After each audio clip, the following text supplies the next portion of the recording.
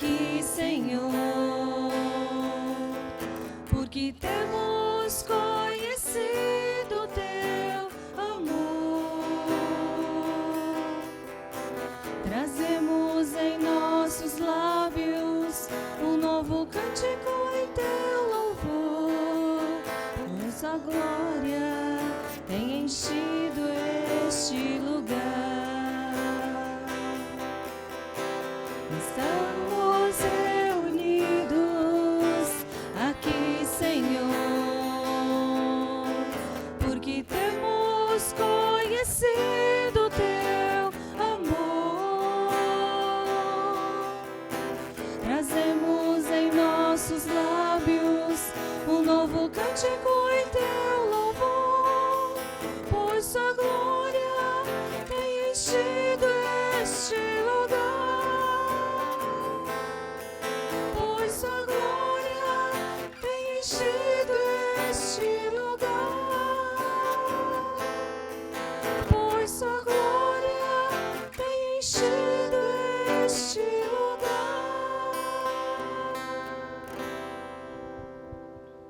Graça e paz, boa noite. Eu quero iniciar este culto simplesmente com uma pergunta. O que você tem recebido do Senhor? Pense aí onde você está. Aquilo que Deus tem te dado de forma material. Eu acredito que você tem muitas coisas para contar do que Deus tem te dado. Mas o que Deus tem te dado na sua vida espiritual? Aquilo que nós recebemos de Deus, nós recebemos pela busca que nós temos dele. Você tem buscado a Deus? Você tem visto aquilo que Ele tem te dado? E eu quero iniciar este culto esta noite com um texto que está em 1 Coríntios capítulo 4, versículos 1 e 2. Portanto, que todos nos considerem como servos de Cristo e encarregados dos mistérios de Deus. O que se requer destes encarregados é que sejam fiéis. Deus tem te dado algo bom, eu creio nisso. Você tem cuidado daquilo que Deus tem te dado? É muito fácil a gente cuidar daquilo que materialmente nós recebemos, cuidar do nosso dinheiro, da nossa vida financeira, cuidar das coisas nas nossas casas, cuidar dos nossos filhos. Isso é fácil de cuidar porque nós temos cada um ali no seu lugar e nós somos zelosos. Mas Deus tem te dado algo além disso. Deus tem te dado dons. Deus tem te dado talentos. Deus tem dado a oportunidade de você servi-lo com aquilo que Ele tem depositado nas tuas mãos. Como você tem feito uso disso? Nessa noite nós estamos aqui para louvar e engrandecer o Deus que tudo nos concede. Tudo aquilo quanto nós pedimos, Ele nos concede. E Ele quer que nós sejamos encarregados fiéis daquilo que Ele tem dado a nós. Ministros fiéis, servos fiéis. Ele espera que nós estejamos dispostos a trabalhar neste ministério, neste serviço. E nós temos simplesmente que ser fiéis a Ele, como mordomos, honrá-lo com aquilo que Ele tem nos dado também. E nesta noite eu quero convidar você, neste momento, a orar a Deus, engrandecendo a Ele pelo que Ele é, louvando a Ele por tudo aquilo que Ele tem feito e tem te dado, e entregando a tua vida a Ele em confissão, em rendição, para que Ele possa, sim, acrescentar cada vez mais na sua vida, e que nessa noite Ele fale ao teu coração. Vamos orar neste momento. Pai, nós queremos engrandecer o Teu nome nesta noite, ó Pai, porque o Senhor é o Deus poderoso, é um Deus zeloso por nós.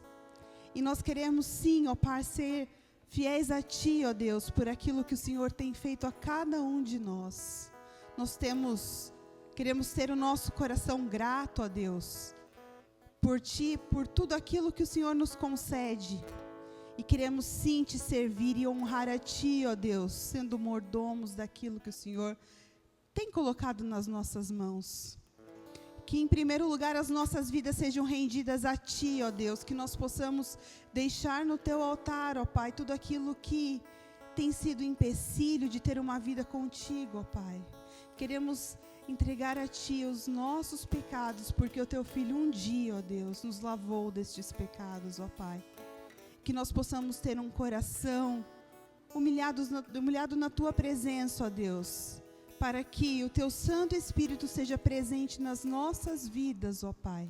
Para que nós possamos reconhecer o Teu senhorio, ó Deus, e sermos servos fiéis, simplesmente servos fiéis, ó Pai, na Tua presença. Obrigada por este culto, obrigado por este momento, ó Deus, que nós podemos estar aqui na Tua casa, louvando e engrandecendo o Teu santo nome, ó Deus. Obrigada por esta noite, em nome de Jesus. Amém. Vamos nos colocar em pé para louvarmos o nome do nosso Deus?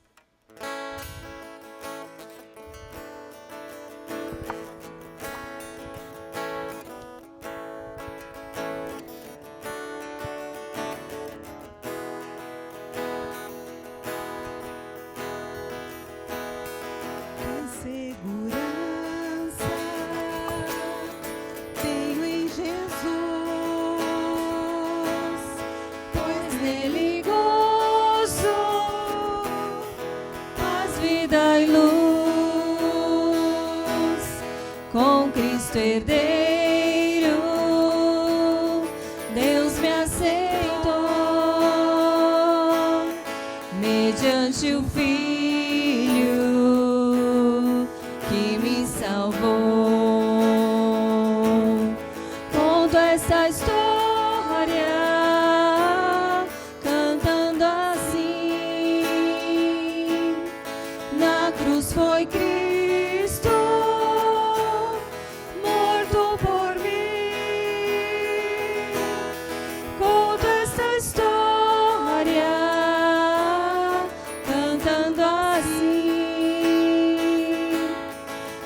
cruz foi Cristo morto por mim. Inteiramente me submeti, plena alegria nele senti, anjos descendo,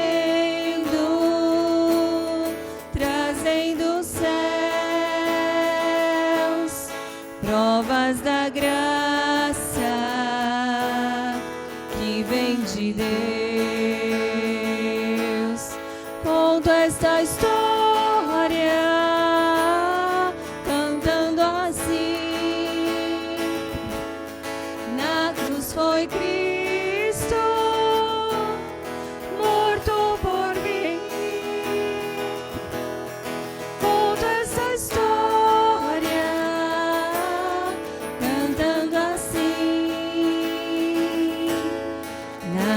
foi Cristo morto por mim. Firmado em Cristo, no seu amor, estou contente, meu Salvador, esperançoso de viver por Jesus Cristo, por seu poder. Conto esta história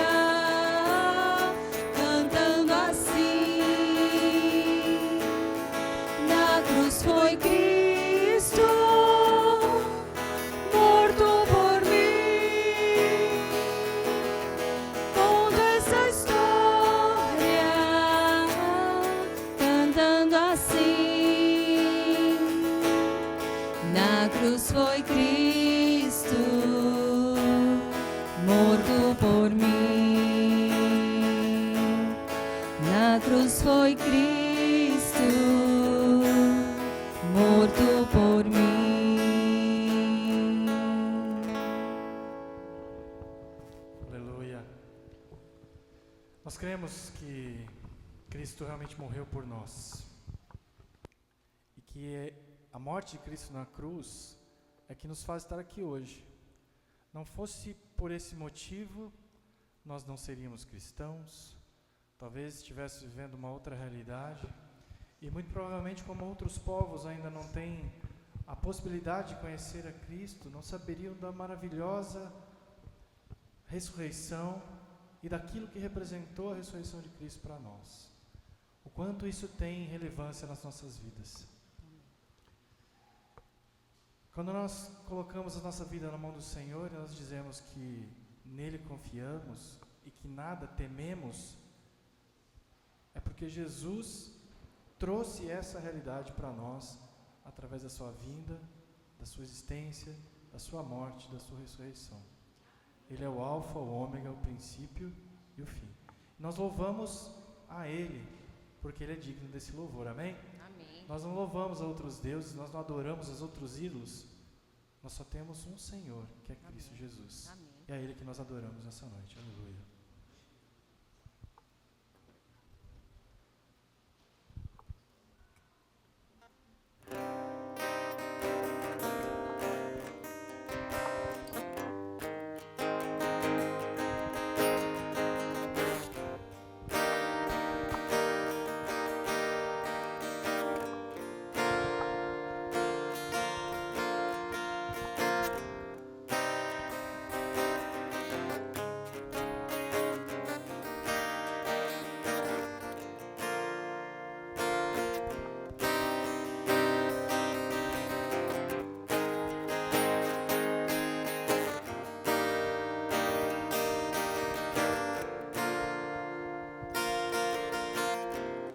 Tu és a minha luz, a minha salvação, e a ti me renderei. Se ao teu lado estou, seguro em tuas mãos, eu nada temerei.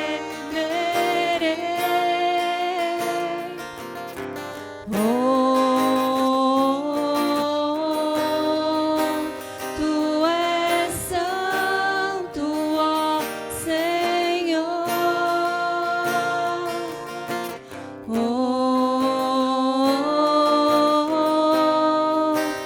Tu és digno de louvor. Só em ti confiarei, eu nada temerei. Em frente eu irei, pois eu sei que vivo estás e um dia voltarás do céu pra nos buscar, pra sempre reinarás. Aleluia.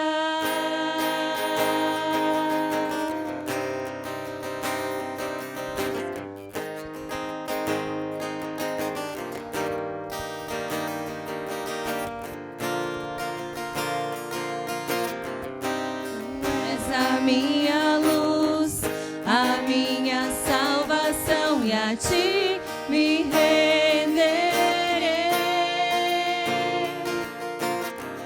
Se ao teu lado estou, seguro em tuas mãos, eu nada temerei.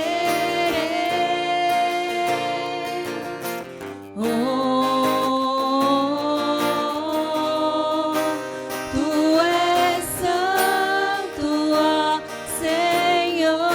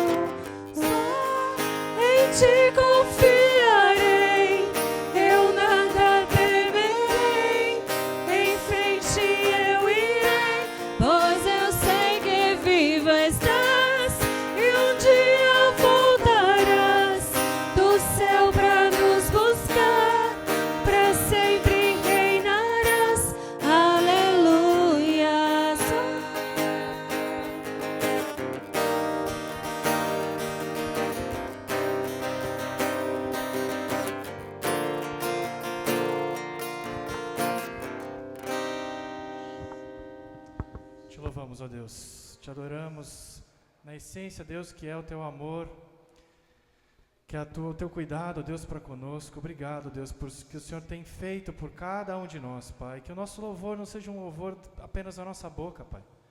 Ó Deus, nos ajuda para que saia do fundo do nosso coração, que chegue até o teu trono, Pai. Estamos aqui, ó Deus, porque cremos no Senhor, porque sabemos que o Senhor é o nosso Senhor, Pai. Em Ti confiamos e nada tememos, que o Senhor está conosco. Muito obrigado. Fala conosco, Deus, em nome de Jesus. Amém. Graça e paz, irmãos. Que bom que Deus nos deu a vida, nos deu a disposição para estarmos aqui. E a minha oração é que Deus esteja ministrando no coração da igreja, das famílias da igreja, aqueles que viajaram, aqueles que estão voltando ou estão chegando em casa, ou aqueles que por algum motivo não pôde estar conosco, alguns enfermos, outros com as suas razões, mas que nós possamos lembrar de orar pela vida da igreja, de forma que as famílias possam ser visitadas, né, pelo zelo de Deus, de forma que o amor de Deus possa gerar no coração das pessoas uma motivação nova, um ânimo novo para melhor servir a Deus. Amém? Eu quero convidar você a abrir a sua Bíblia na carta de Pedro, lá no finalzinho da Bíblia, carta de Pedro, a primeira carta, capítulo 2. Eu quero ler com vocês os 10 primeiros versículos. Carta de Pedro, primeira carta de Pedro, capítulo 2. Primeira carta de Pedro, capítulo 2. Lá no finalzinho da Bíblia. Lá no finalzinho da Bíblia. Aí é Gênesis. Lá no finalzinho. É como a gente só tem crente aqui, não tem problema falar, né? Lá no finalzinho da Bíblia. Amém? O Senhor traga a revelação, né? Pelo menos para achar Pedro. Diz assim: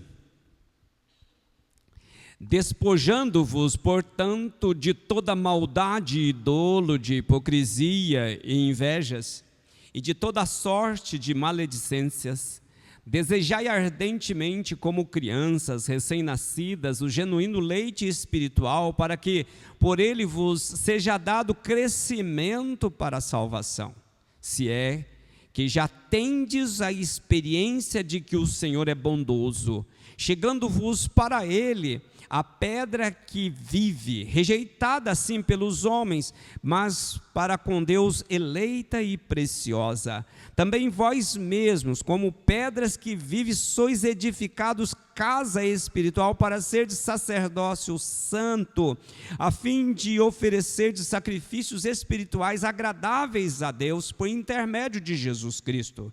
Pois isto está na Escritura: eis que ponho em Sião uma pedra angular, eleita e preciosa, e quem nela crer não será de modo algum envergonhado. Para vós outros, portanto, os que credes, é a preciosidade, mas para os descrentes, a pedra que os construtores rejeitaram, essa veio a ser a principal pedra angular, e pedra de tropeço e rocha de ofensa.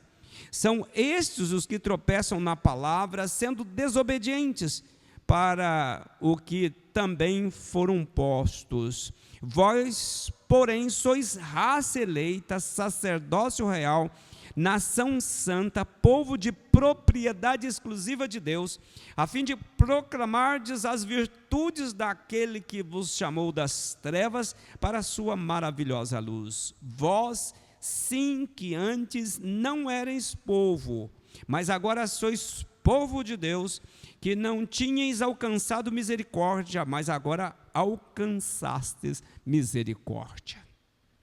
Deus, nós lemos a Tua palavra e clamamos, Deus, pela misericórdia do Senhor, que o Senhor nos assista com o Teu Espírito Santo e nos capacita a compreender a Tua palavra.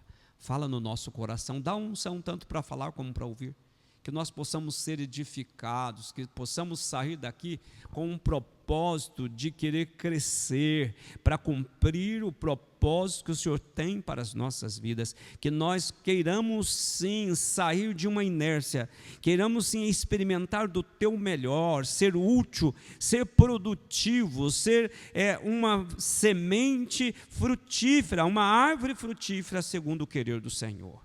Eu coloco, Senhor, esse tempo diante do teu altar. Ministra em nós, pois nós oramos em nome de Jesus. Amém. Amados, não basta a gente ter uma experiência com Deus. A gente precisa crescer. Eu tenho dito, e eu vou repetir, ninguém aqui entra numa empresa para prestar um serviço, e eu quero aqui usar, já que nós temos militares aqui, ninguém entra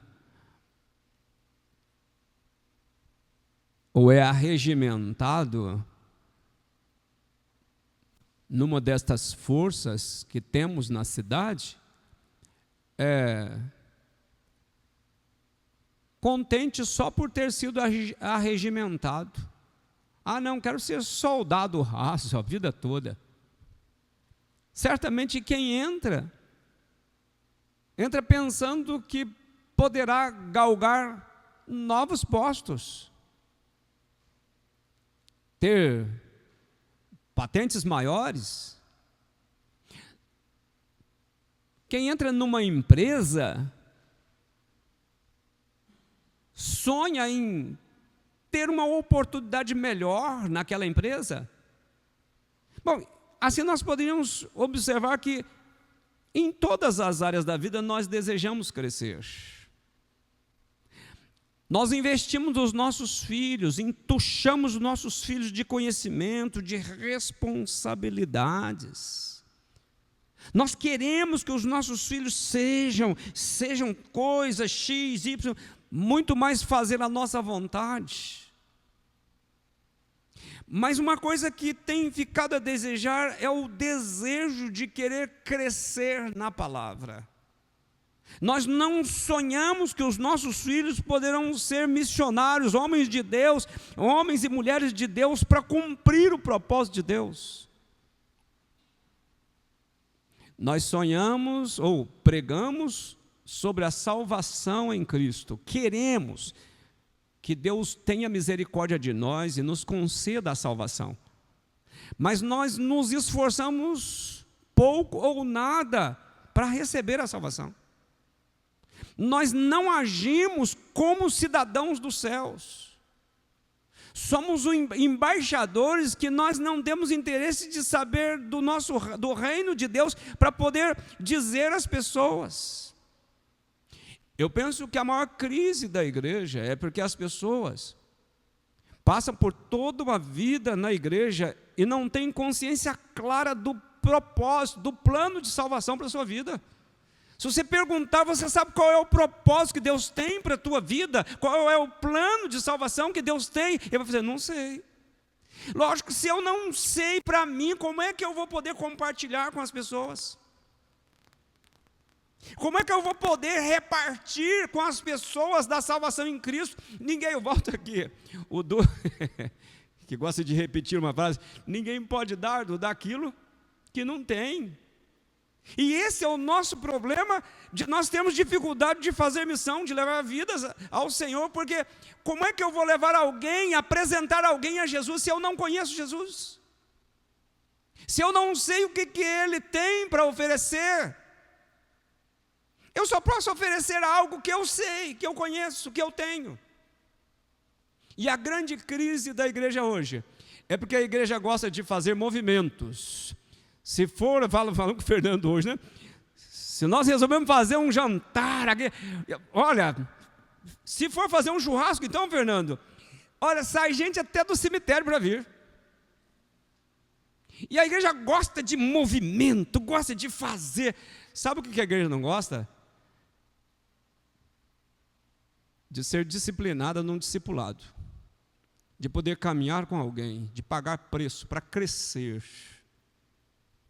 Estudar a Bíblia, gosta às vezes, de fazer a leitura no cenáculo, já tem tudo pronto. Já tem ali um pensamento, ali já tem uma leitura, já tem uma oração, já tem uma... Em nome de Jesus, amém. Já li no cenáculo e vou cuidar da vida.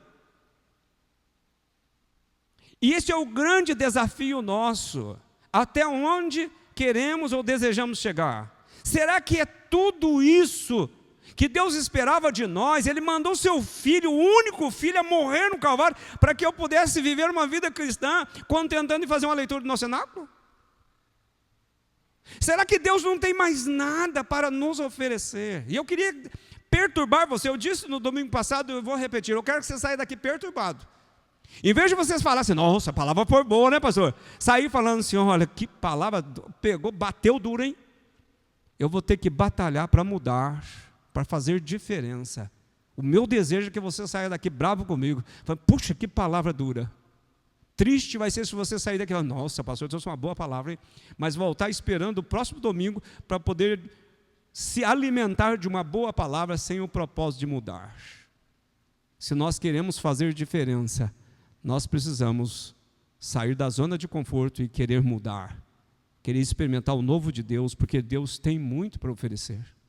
Deus tem muito para oferecer. E eu volto a dizer, nós precisamos ter consciência do que Deus fez por nós. Nós precisamos ter consciência do propósito que Deus tem para nós, do plano de salvação que Ele tem para nós, para que a gente possa motivar, incentivar, fazer missão a partir da nossa própria casa, dizendo do propósito que Deus tem, que eu experimento, que eu vivo. Olhando para o texto que nós temos aqui para refletirmos, eu gostaria de pensar com vocês, olhando um pouco para o domingo passado, eu compartilhei com vocês falando da segunda vinda de Cristo. E eu disse também assim que o meu propósito de falar da segunda vinda de Cristo não é para gerar medo. Porque, se vocês lembrarem, eu trabalhei de dois extremos. Aqueles que, diante do caos que a gente vive, não, Jesus está voltando. Como se Jesus, para voltar, dependesse de caos. E nós temos o outro extremo, que é aqueles que não creem em nada, não acreditam que Jesus vai voltar. E nós precisamos perguntar de que lado que nós estamos, mas os dois lados estão errados. Porque Jesus não depende do caos para vir. Jesus tem um plano e um propósito para vir, em que em momento algum Ele diz, olha, o dia que acontecer tudo isso Ele vai vir. Ele diz que vai vir como ladrão. E pode pegar cada um de nós de surpresa. A vinda do Senhor é uma vinda que Ele diz que vai ser como um relâmpago. Mas Ele pode vir especificamente para você, para mim. A pergunta é, mais do que preocupar-se, todos esse caos que a gente vive são prova que Jesus está voltando, ou me perguntar, eu estou preparado se Jesus vier hoje? Até porque se esse caos todo marca a volta de Jesus, eu pergunto, estamos preparados? Porque imagina de que adianta eu ver tudo isso acontecendo e eu não ter uma reação. Se você souber que o ladrão vai vir na tua casa à noite, o que você faz? Se fosse lá em Minas Gerais, ele ia dizer o seguinte, eu já preparo a espingarda. Mas se nós sabemos que Jesus está vindo, o que está mudando na gente? Será que é apenas para meter medo, falar, olha, Jesus está vindo, a gente está vendo como é que está, olha, está pegando fogo, é seca, é enchente, é não sei o quê. Pense comigo. O propósito é gerar uma confiança de que Deus está no controle. E de que esse Deus que está no controle, Ele tem o seu tempo para vir. E a Bíblia diz que nem o Filho do Homem sabe. Algo exclusivo do Pai. E será como um relâmpago. Jesus afirmou que a sua volta vai ser assim. Por isso nós precisamos estar preparados, porque não vai dar para naquele dia se arrepender e querer mudar de vida a partir do momento que você ouviu o soar da trombeta, falar, Deus, agora eu me arrependo e agora eu quero mudar de vida. Vai ser tarde. O tempo de Deus é o tempo que se chama hoje. O dia da volta do Senhor é hoje, é agora, não é amanhã. E se eu e você não atentar para todos estes extremos como um sinal da volta do Senhor, e se eu não me preparar como se, pensando, o ladrão vai na minha casa hoje, eu vou estar preparado, quando ele chegar lá eu já estou armado para enfrentá-lo. Eu serei nécio se eu agir assim. Na passagem de hoje, eu quero que você fique atento no texto. Na passagem de hoje, Pedro nos desafia e também nos incentiva a buscar crescimento na palavra de Deus para realizarmos a missão que Ele nos deu. Eu e você temos uma missão quando decidimos por Cristo, ou melhor, aquele que um dia nasceu de novo recebeu uma missão.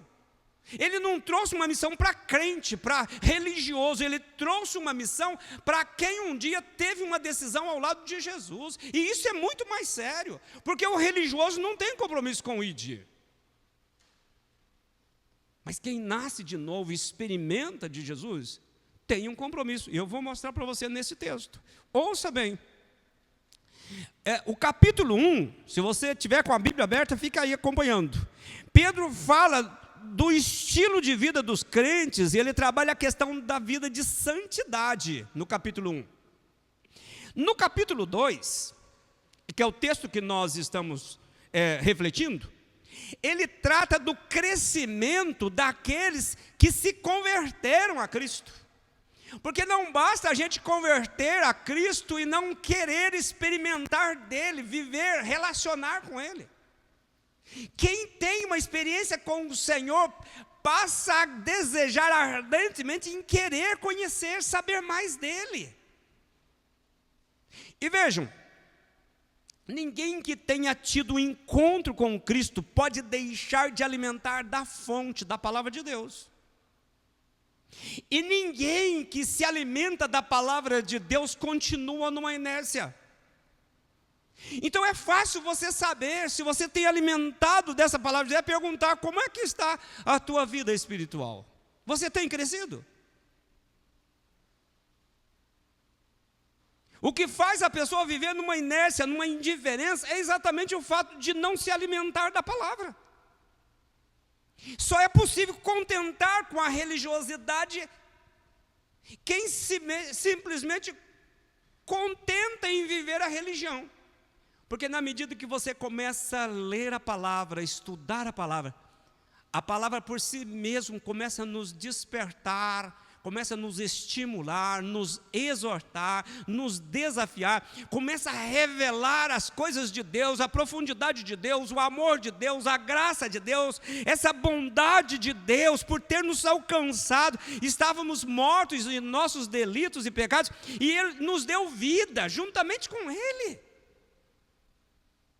Quando eu começo a ler a palavra, essa palavra começa a ser revelada no meu coração pelo Espírito Santo. E eu começo a me incomodar, sentir incomodado. A palavra não é para ler só como se lê um jornal, é para estudar, querer, falar, Espírito de Deus, revela a tua palavra em mim para que eu possa ter mudança, crescimento, para que a minha vida possa fazer diferença. Pedro está dizendo então no sentido de motivar, no sentido de incentivar. Ele diz que quem experimenta de Deus deseja crescer. No verso 1, diz assim, ele usa uma expressão, melhor, a expressão é, deixa eu voltar aqui que mudou minha página aqui. Ele usa a expressão, despojando-vos, portanto, ou em outra tradução está assim, portanto, despojando-vos.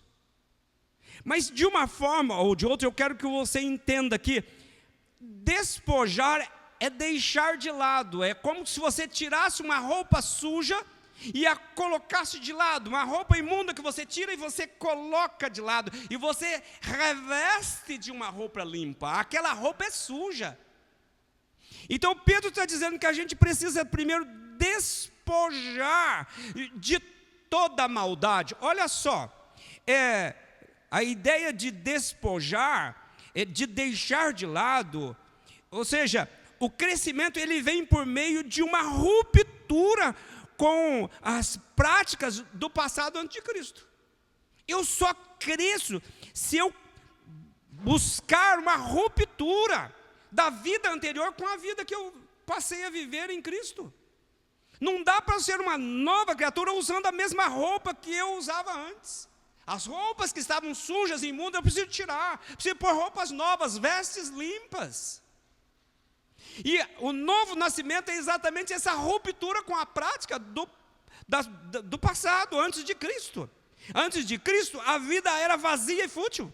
Éramos escravos de nossas paixões. Mas a partir do momento que eu tenho a experiência do novo nascimento, eu deixo a veste suja. E eu procuro me revestir do novo homem, vestes limpas. Ele então cita 5 pecados, se você atentar. Ele diz: despojando de toda maldade e dolo, de hipocrisias e invejas, e de toda sorte de maledicência. Eu não quero aprofundar, porque não é esse o objetivo, mas vamos pensar, ele estava falando de crescimento a partir de uma comunidade, crescimento a partir de uma vivência. E olha o que ele vai dizer, da maldade e dolo. Maldade é a atitude intencional de fazer o mal contra alguém. Então, intencionalmente eu quero prejudicar alguém. E o dolo é a intenção de fazer, ocultando palavras e gestos. Eu gosto de fazer, mas eu prefiro que ninguém saiba, mas eu prejudico ele pelas costas. A hipocrisia e inveja, a hipocrisia é fingimento. É usar máscara para não mostrar quem eu sou. Ou seja, eu vivo na prática do pecado, mas eu finjo de ser santo. Sabe aquela máscara de vir domingo à noite na igreja? A gente põe, chega na igreja com aquele sorrisão de crente. Mas quando volta para casa, tira a máscara, guarda a máscara e passa a viver a sua vida comum. Isso é hipocrisia. E ele fala de inveja. Inveja é o desejo de ocupar o lugar do outro. Falamos de manhã na escola dominical. Inveja é exatamente essa ideia de querer ter do outro. E a maledicência é muito triste. É falar do outro principalmente na sua ausência. Se a gente colocar esses pecados juntos, eles são quase a mesma coisa. Porque na relação interpessoal, esses pecados geram separação, impede a bênção de Deus sobre a vida das pessoas, faz a igreja paralisar, impede a igreja crescer. Estes pecados fazem com que as pessoas passem a viver uma vida na sua indiferença, na sua apatia. Pedro entende que estes pecados devem ser deixados e não apenas lutar contra eles. Porque às vezes eu estou travando uma luta contra esse pecado. Ele não está dizendo que é para travar a luta. Ele está dizendo que é para deixar, despojando-vos, portanto, de todo esse pecado. É deixar, é colocar de lado. Se eu tenho uma vida nova, eu preciso deixar de lado. Eu gostaria ainda de pensar que outra expressão que Pedro tem no verso 2, ele usa a expressão desejar ardentemente. Se a primeira é despojar, ele fala desejar ardentemente, e ele fala como criança, recém-nascida. Olha só a expressão. O genuíno leite espiritual, para que por ele vos seja dado crescimento para a salvação. Esse genuíno está falando, esse leite genuíno está falando da palavra de Deus. A gente desejar, o grande problema é que a apatia, a indiferença tira de nós a esperança e o desejo de querer conhecer a palavra de Deus. E quando eu não tenho desejo de conhecer a palavra de Deus, ela se torna vazia. Se você não tem o hábito de ler a palavra, faça um teste. Comece a ler. Não pega lá em Gênesis com aquele propósito, não, eu vou fazer um propósito de ler de Gênesis, Apocalipse. Pode fazer isso também.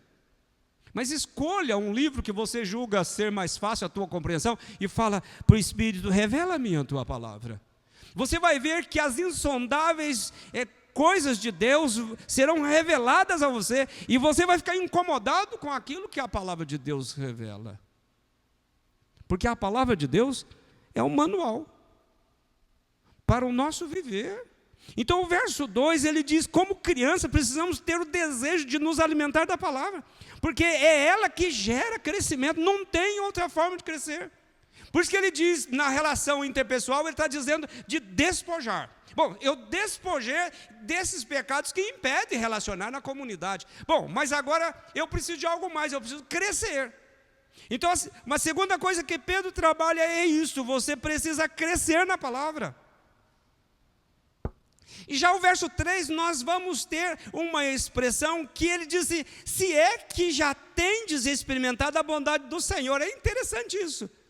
Ele está falando assim, olha, esse se é que você já tem experimentado, é no sentido, se é que você já se converteu, se você experimentou o amor de Deus, a graça transformadora de Deus. Ué, se você já experimentou esse amor de Deus, você precisa desejar crescer nesse amor. Você precisa querer. Se é que tendes experimentado da bondade do Senhor. Em outras palavras, se você nasceu de novo, é preciso crescer.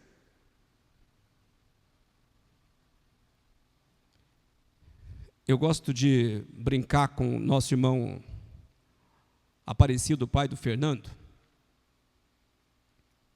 E eu vou lá e eu faço ele dar muitas risadas. E eu gosto de contar umas histórias, porque ele é da roça e tal.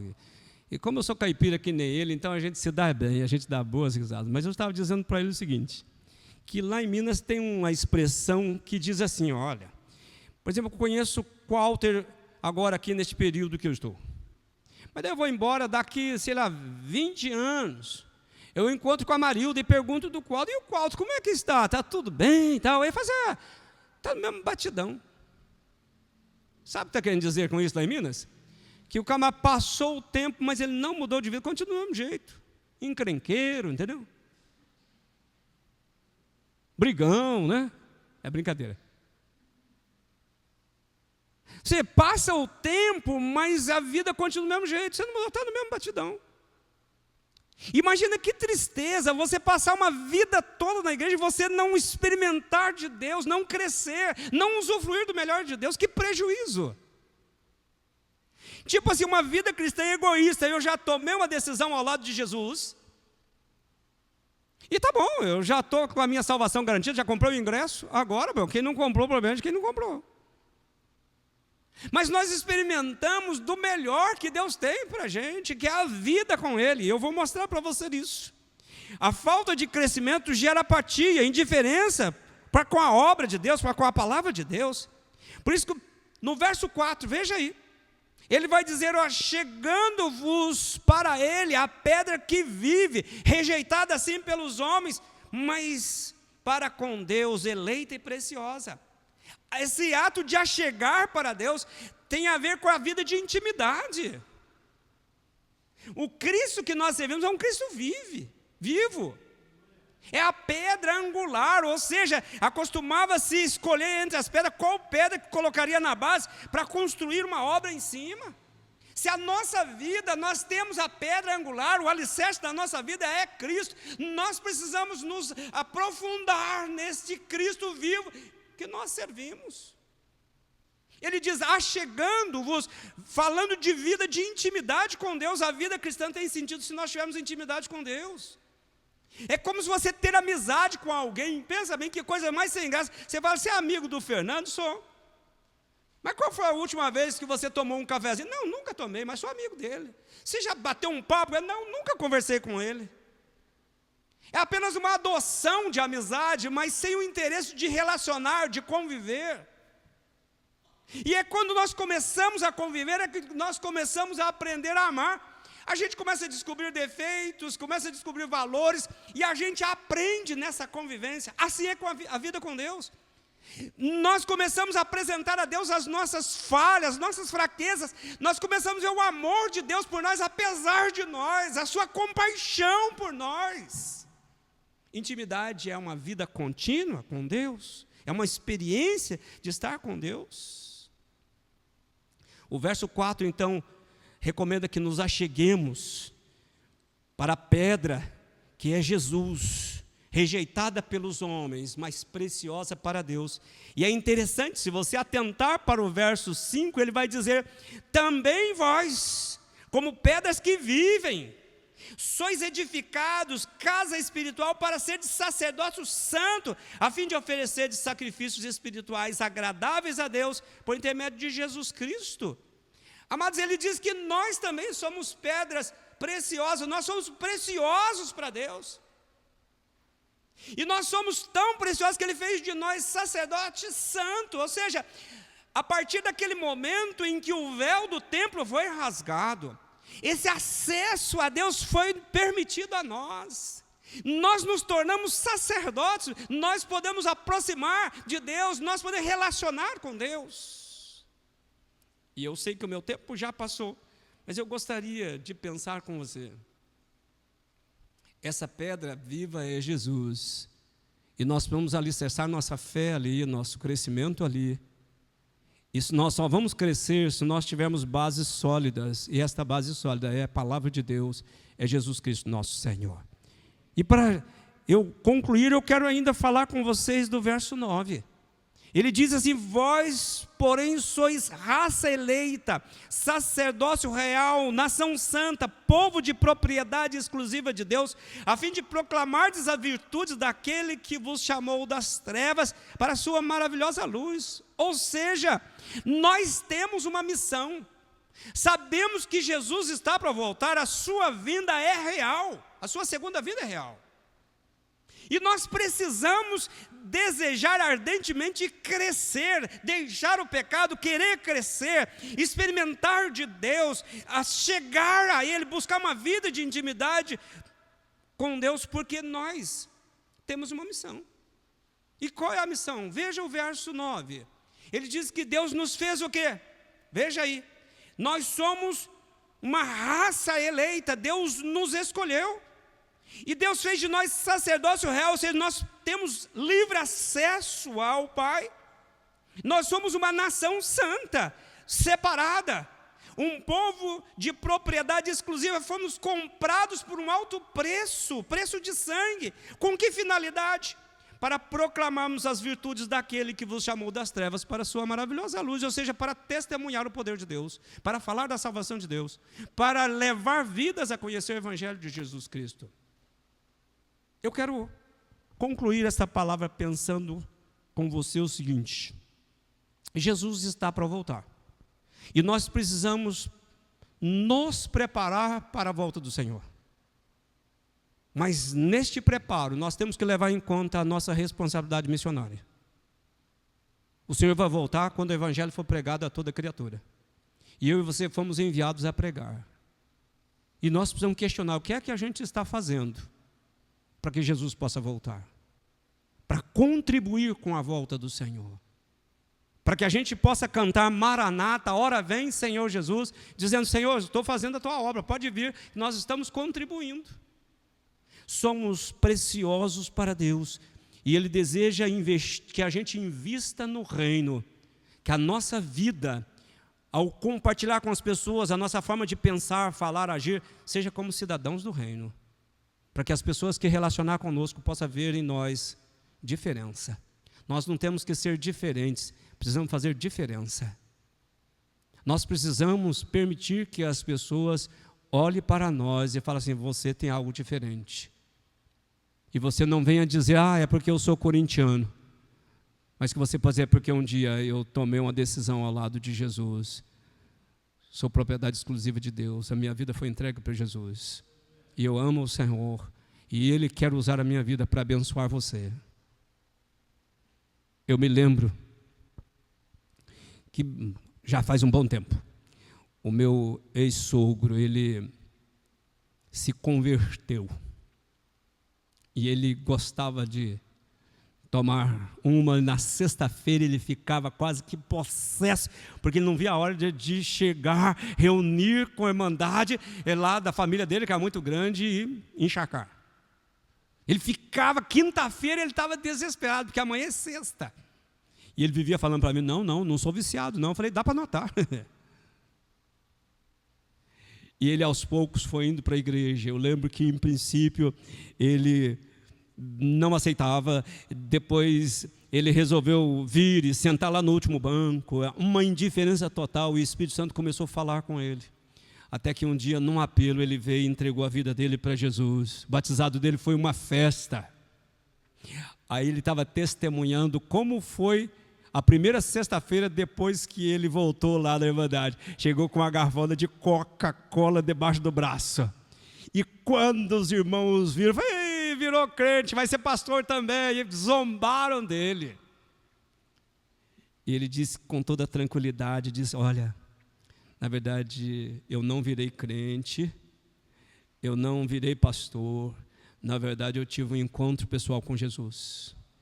Ele mudou a minha vida, ele trouxe uma razão para o meu viver, um sentido. Eu não preciso mais da bebida para eu ter alegria e paz. A presença dele trouxe paz. E esse mesmo Jesus pode mudar a vida de vocês, pode converter vocês, pode transformar a vida de vocês como ele transformou a minha. E eu quero que vocês sejam testemunha da minha mudança. É o verso 9. Ele me fez, muito especial para que eu pudesse dizer para as pessoas do que Jesus fez na minha vida. Você sabe contar para alguém, ou você já teve a oportunidade de contar para alguém o que Jesus fez na tua vida? Não é contar que você veio para a igreja, eu fui para a igreja metodista, como se fosse grande coisa. A pergunta é, você já teve a oportunidade de contar para alguém qual foi a obra de salvação que Jesus realizou na tua vida? Como que foi o teu encontro com Cristo e o que resultou desse teu encontro com Cristo? Se você não fez isto, eu gostaria de desafiar você essa semana a ver alguém, encontrar alguém, e dizer, olha, eu quero dizer para você o que Jesus fez na minha vida quando eu me converti a Ele, entreguei minha vida a Ele. E dizer para Ele, olha, a mesma obra que Ele fez na minha vida, pode fazer na tua também. Essa é a maior pregação que você pode pregar. Não adianta você chegar lá, porque está escrito lá no livro de Gênesis, está escrito lá no livro de Josué, está escrito no profeta, está escrito no Novo Testamento, nas cartas de Paulo. Tá, mas o que é que Ele fez na tua vida? O que Pedro está dizendo é isso, que por nós foi feito uma obra de perdão, de salvação, para que as nossas vidas pudessem ser transformadas, e que essa transformação fosse o nosso testemunho de poder, para que a gente pudesse levar vidas a experimentar Jesus. Desafio você a contar para alguém esta semana, o que é que Jesus fez na tua vida? Qual foi a transformação? Qual foi a mudança? Qual foi o crescimento? Como é que você tem crescido? Você tem visto crescimento espiritual na tua vida? Você tem tido esse desejo, esse prazer? Você vem para a igreja porque você orou a semana toda pela igreja, pelo trabalho da igreja, pela palavra, pelos diáconos, pelo louvor, pelas crianças, e diga, Deus, hoje é dia de ir à igreja, eu quero ir lá, encontrar com os irmãos, estou feliz, há satisfação em mim. Deus, entra aqui e fala, Deus, eu abençoo aqueles que adentrar este lugar, eu quero ser um intercessor, eu quero ser bênção. Ou você vem e fica olhando, será que já vai acabar? Nossa, o pastor já falou 20, já falou 30, e não para.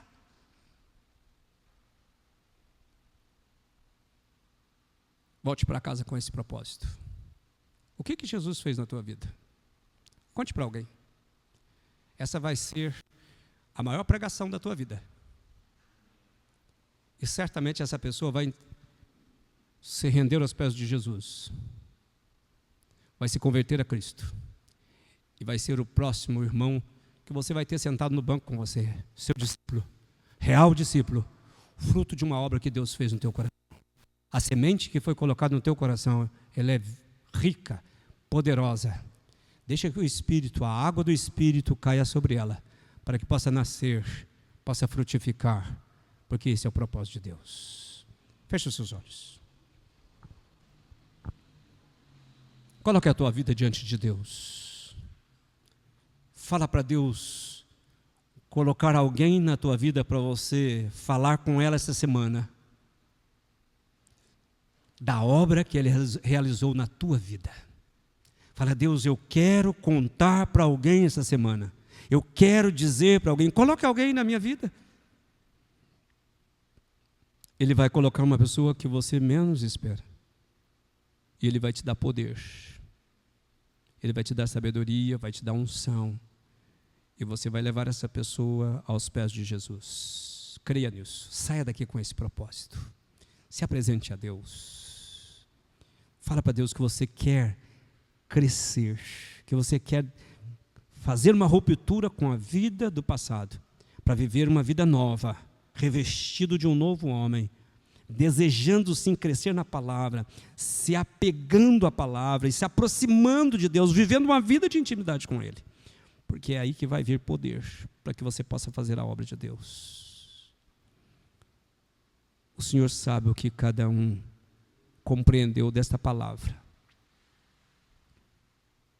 A tua palavra é muito clara. E todos podem compreendê-la. O que eu quero pedir, Deus, é que, no nome de Jesus, que durante a semana o Teu Espírito Santo possa gerar uma motivação, ou até mesmo uma inconformidade com uma vida que não produz, com uma vida que não gera vida, que durante a semana, Deus, cada um saia daqui com o propósito de querer experimentar mais do Senhor, a crescer, buscar crescimento e dar poder para que cada um possa essa semana levar uma pessoa aos pés de Jesus. Pai, dá poder para que cada um possa contar daquilo que Jesus fez, a transformação que Jesus causou, de forma que possa causar um impacto nessa pessoa na qual vai ouvir. E ela possa se render aos pés de Jesus. Deus, nós temos certeza que o Senhor está por voltar. Nós não sabemos o dia e nem a hora, mas queremos que o Senhor nos ajude a crescer, para ser útil na Tua obra, de forma que quando o Senhor vier, o Senhor possa nos encontrar trabalhando, fazendo a Tua obra, engajado na Tua obra, para que, Senhor, nós possamos Te glorificar. Eu quero abençoar a vida destes amados, quero ministrar sobre eles o Teu Espírito Santo, e que o Senhor possa, em nome de Jesus, revelar a palavra no coração de cada um. Em nome de Jesus. Amém. Vamos nos colocar em pé? Coloque a tua semana diante de Deus. Os desafios, que você tem durante a semana. Permita que Deus use a tua vida durante a semana. Saia daqui com um propósito, em nome de Jesus. Coloque a tua semana diante de Deus. Se apresente a Ele, dizendo, Deus, agora nós estamos voltando para casa. O grande desafio nosso está dentro da nossa própria casa. E que desafio, que campo missionário é o nosso lar. E que você seja instrumento de salvação ali, instrumento de poder. Pai, muito obrigado por esse tempo que nós passamos aqui, na comunhão do Teu Espírito e na companhia dos irmãos. Que coisa boa. Quero Te louvar pela vida desses amados. Quero ministrar sobre eles o Teu melhor. Agora nós estamos voltando para casa, que a Tua presença possa voltar com cada um. Que o Senhor possa dar poder, que o Senhor possa, Senhor, ministrar a Tua bênção poderosa sobre a vida de cada um. Abençoa cada família aqui representada. Senhor, que o Senhor possa suprir as necessidades de cada uma delas. Obrigado pela vida dos irmãos, da diaconia, do louvor, do ministério infantil, da mídia. Obrigado pela vida de cada irmão que o Senhor trouxe aqui hoje. Eu quero lembrar daqueles que não puderam vir. Senhor, assista-os com a Tua graça.